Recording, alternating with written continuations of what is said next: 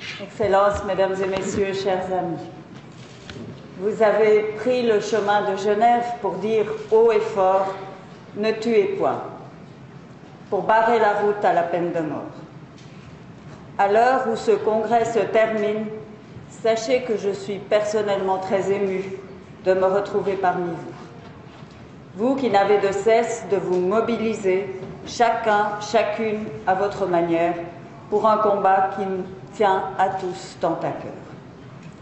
La Suisse est très fière d'avoir parrainé et soutenu ce 4e congrès mondial contre la peine de mort. Ce rassemblement nous permet d'affirmer notre attachement au respect de la dignité de chaque individu. Mesdames et Messieurs, une exécution capitale, c'est la main de la société qui tient un homme au-dessus du gouffre, s'ouvre et le lâche. L'homme tombe. La peine de mort n'est ni exemplaire, ni juste, ni utile. L'injuste reste injuste, l'horrible reste horrible. C'est Victor Hugo qui, en 1862, s'adressait ainsi aux citoyens et citoyennes de Genève, alors que ceux-ci révisaient leur propre constitution. Malgré tout son talent, le comité chargé de la question est resté sourd à ses appels et a décidé, dans un premier temps, de maintenir la peine de mort. Mais la lettre de Victor Hugo fut publiée, et lorsque le peuple genevois vota, celui-ci rejeta finalement le projet de constitution qui prévoyait la peine de mort. Et la peine de mort n'entra pas dans la constitution genevoise. 150 ans plus tard, les propos de Victor Hugo restent toujours d'une actualité urgente, hier comme aujourd'hui. S'interroger sur le droit que s'octroie la communauté de priver un individu de sa vie reste bien la question, la première de toutes les questions, une question qu'il faut reprendre inlassablement. Incontestablement, le mouvement abolitionniste a partout su gagner de l'ampleur. Nous refusons toute idée d'une justice qui tue, et les États sont de plus en plus nombreux à prendre le chemin de l'abolition, comme en a témoigné le président de la Mongolie. Ces dernières années, on a pu voir des progrès notables, mais ayons malgré tout l'honnêteté intellectuelle de se l'avouer. Nous vivons près d'un siècle et demi plus tard après le plaidoyer de Victor Hugo aux Genevois, et malgré cela, il y a encore des pays qui pratiquent l'exécution capitale. L'existence de la peine capitale implique que certains individus ne méritent plus de vivre. Nous pouvons entendre la motivation de ceux qui le croient, nous le pouvons. Nous aussi, nous avons à cœur de défendre, de sanctionner, de protéger. Mais la terreur n'effraie que rarement les criminels. La peine de mort ne porte pas les fruits qu'elle est censée offrir à la société, et de surcroît, elle nous fait bafouer l'humanité et par là même perdre notre propre humanité. Au nom de la dignité des accusés, de notre propre dignité, il est plus que nécessaire, plus nécessaire que jamais, de redoubler nos efforts. Tout comme la morale ne doit pas être une morale à géométrie variable, soumise aux aléas de circonstances, le respect de la dignité humaine ne se sert pas à la carte.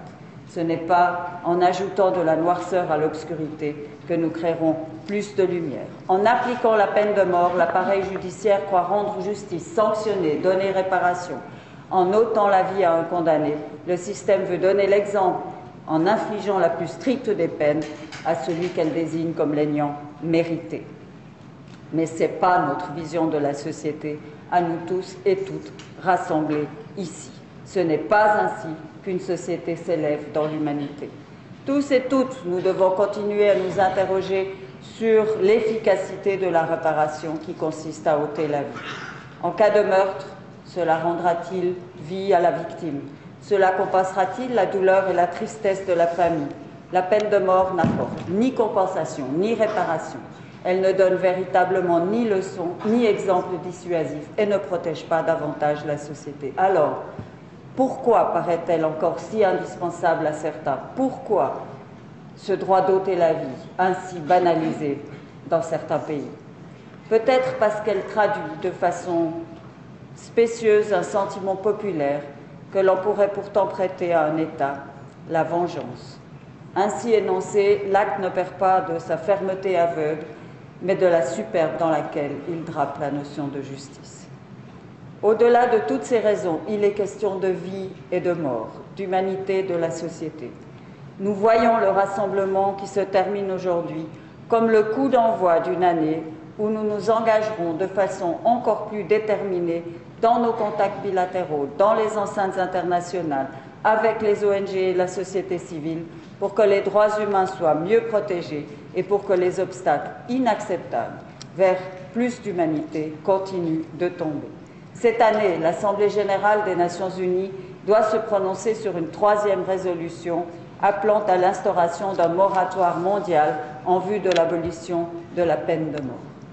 En tant qu'État hôte de ce 4e congrès contre la peine de mort, la Suisse se veut dans les premiers rangs des pays de tous les continents qui œuvreront pour que cette résolution réaffirme la volonté de notre communauté, de la communauté internationale, d'aboutir à une abolition universelle de la peine de mort.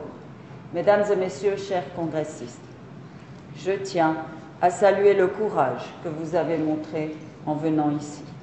Mais regardez autour de vous, vous n'êtes pas seuls. Nombreux sont celles et ceux qui ont rejoint ces derniers jours, qui nous ont rejoints ces derniers jours, pour démontrer aux yeux du monde la nécessité d'un monde où la peine de mort n'aurait plus sa place. Et c'est ensemble, fort de nos expériences, de notre diversité, de nos savoir-faire respectifs, que nous parviendrons à aboutir, que nous parviendrons à l'objectif que nous nous sommes fixés, celui d'un monde exempt de toute exécution capitale. Merci.